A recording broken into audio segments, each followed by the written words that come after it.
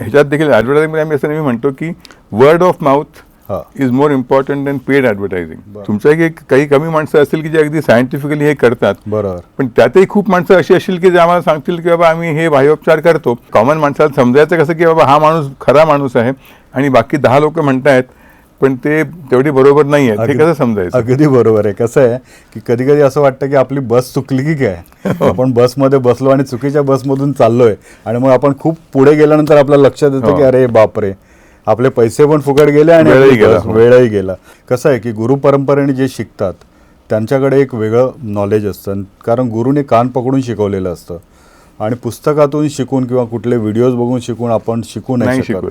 त्यामुळे गुरु परंपरेने शिकलेली ज्या काही संस्था असतील त्या आपण पाहाव्यात.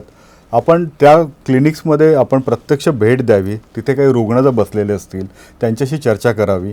पाहिजे तर त्या बसमध्ये चढण्याआधी ना आपण 10 दिवस 15 दिवस त्याची पूर्णपणे शहानिशा करून घ्यावी.